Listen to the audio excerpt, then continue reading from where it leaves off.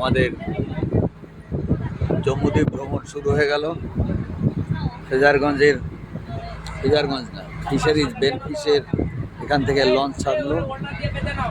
এই আরেকটি লঞ্চ ওরা ঘুরিয়ে নিয়ে এসছে জম্মুদ্বীপ, এবার একটা ছেড়ে দিল।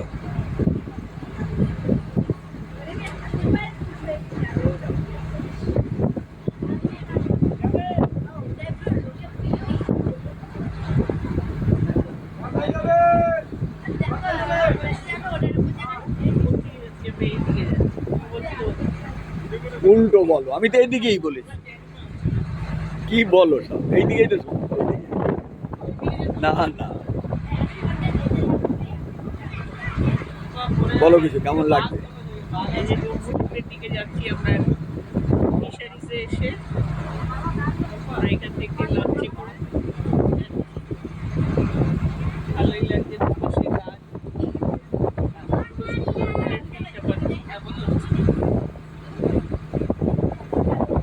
সুন্দরবনের উপভোগ হচ্ছে না?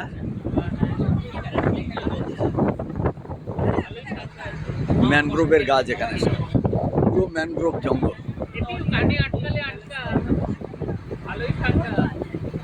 এটা ম্যানগ্রোভের জঙ্গল, এগুলো তো লাগিয়েছে।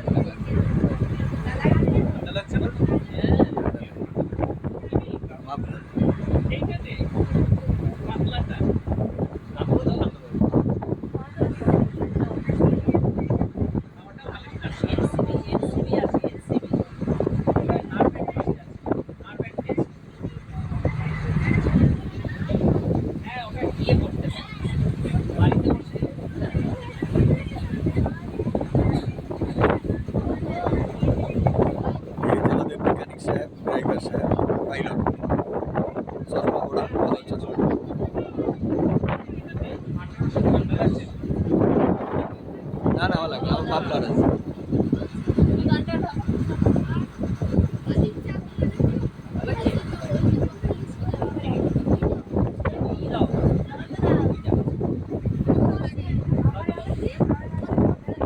আরে ঠান্ডা লাগছে।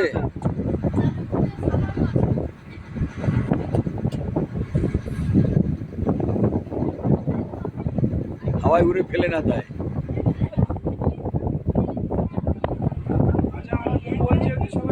সবাই শুনবেন, ড্রাইভার সাহেবকে পাইলট সাহেব কিছু বলছে।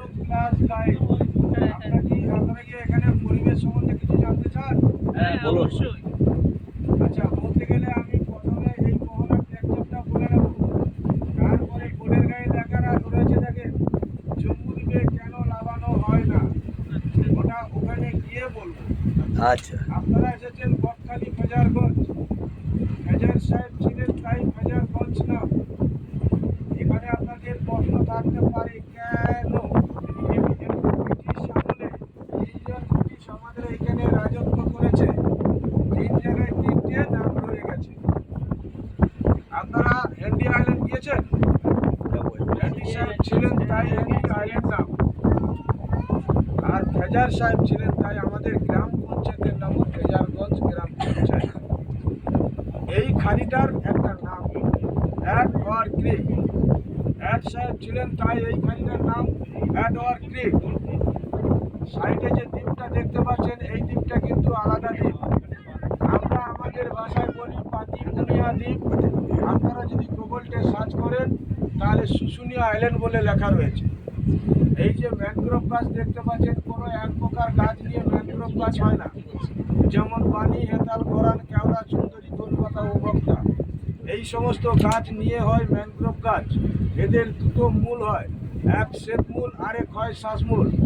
পশ্চিমবাংলার যত বদ্বীপ রয়েছে এই ম্যানগ্রোভ গাছের জন্যই রয়েছে, তার কারণ এদের মাটি আঁকড়ে রাখার ক্ষমতা অনেক বেশি।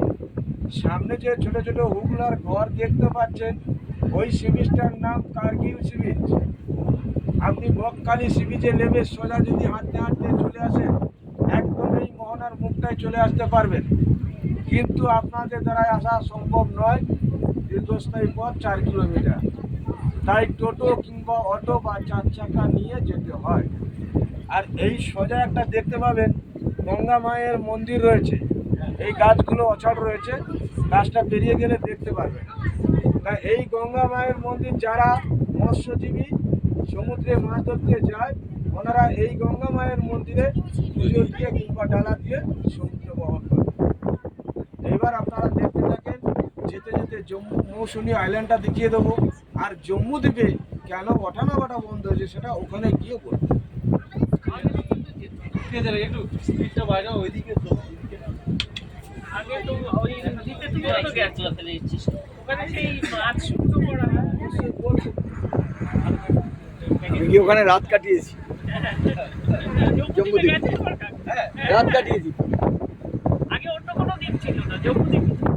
আর বকখালি বিচে দাঁড়িয়ে জম্মু দ্বীপের ওই জল জল করতো আলো দেখা যেত। লাইট হাউস না, ওখানে যে লোক আছে আর এটা পুরো হারিয়ে যাবে, ব্যাগে রেখে দেয়। না, শুধু ওই 3 মাস 4 মাস থাকতো শীতকালে, কি মাছ শুকনো করতো, মাছ ধরতো ওখানে ইয়ে করতো।